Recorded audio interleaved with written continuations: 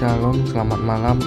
Saya Yoswal Fire, NIM 2402058. Di video kali ini akan membahas tentang uji difusi dan osmosis pada jaringan tumbuhan yang diampu oleh Cik Salmiati, MPD PhD, Institut Teknologi Perkebunan Pahlawan Indonesia.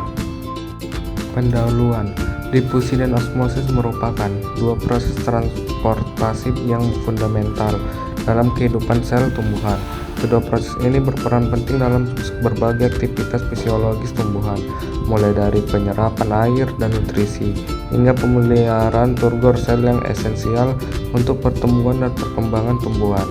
Difusi adalah pergerakan molekul atau partikel dari daerah berkonsentrasi tinggi ke daerah berkonsentrasi rendah, hingga tercapai kesetimbangan.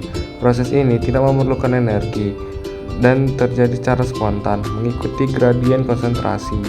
Pada tumbuhan, difusi berperan dalam pertukaran gas seperti oksigen dan karbon dioksida melalui stomata serta distribusi zat-zat terlarut dalam sel.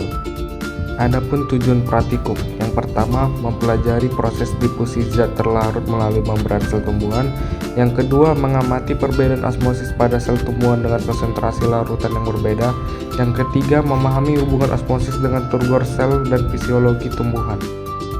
Alat dan bahan praktikum yang digunakan ialah gelas beker, timbangan, analitik, mikroskop, kaca preparat, pinset, cutter, dan silet. Sedangkan bahannya yaitu daun kelapa sawit, kentang, air garam, air gambut, dan air murni. Cara kerjanya yang pertama, siapkan gelas beker berisi air dan teteskan larutan KMN04 di tengahnya. Yang kedua, amati pergerakan molekul atau penyebaran warna ungu seiring waktu. Sedangkan prosedur kerja osmosis yang pertama, potong umbi kentang menjadi silinder kecil dengan ukuran yang seragam. Kedua, rendam potongan tersebut ke dalam larutan dengan konsentrasi berbeda, seperti air murni, air gula, air garam. Yang ketiga, biarkan 15-30 menit, lalu amati perubahan panjang, berat, dan tekstur jaringan. Yang keempat, catat hasil pengamatan pada tabel.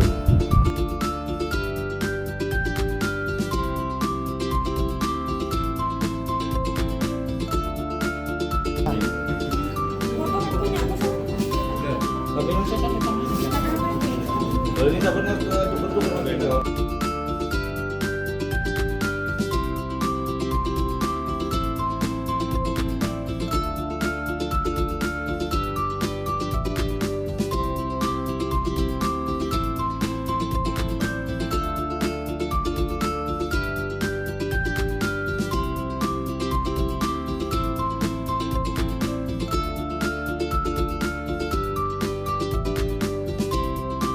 Berikut ini adalah hasil pengamatannya.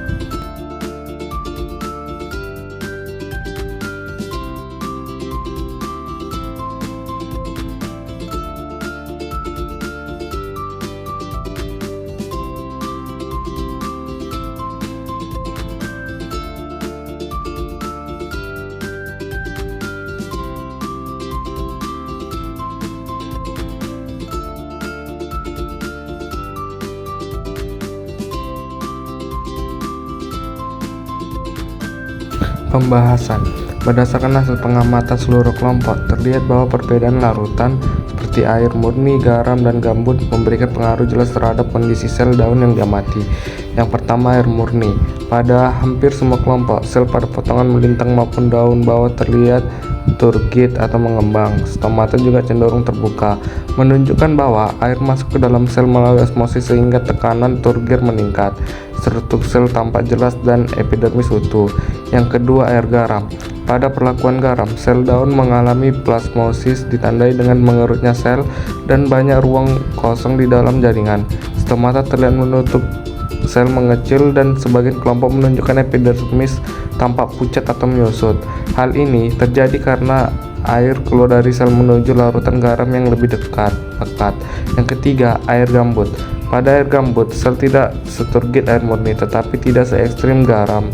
Beberapa kelompok menunjukkan sel layu, turgid rendah, atau struktur sedikit buram akibat pengaruh asam organik. Stomata sebagian menutup dan epidermis tampak kurang jelas. Ini menunjukkan bahwa air gambut mempengaruhi kondisi sel namun tidak menyebabkan plasmodisis kuat seperti garam. Yang keempat, osmosis pada model. tabel 2. Benda percobaan atomis potongan umbi pada air murni mengalami peningkatan panjang dan berat, sedangkan pada larutan garam dan gula mengalami penurunan panjang atau berat. Akibatnya, keluarnya air dari jaringan, perubahan tekstur juga mendukung proses osmosis tersebut. Kesimpulannya ialah, dari semua hasil pengamatan, terlihat bahwa sel daun paling sehat dan mengembang saat direndam air murni, sedangkan pada larutan garam sel mengecil dan mengalami plasmolisis. Pada air gambut, sel tampak kurang jelas dan tidak seturgid air murni. Percobaan osmosis juga menunjukkan bahwa air murni membuat jaringan bertambah ukuran, sementara larutan garam dan gula membuatnya menyusut. Hal ini membuktikan bahwa perbedaan konsentrasi larutan sangat mempengaruhi masuk keluarnya air serta kondisi sel tumbuhan.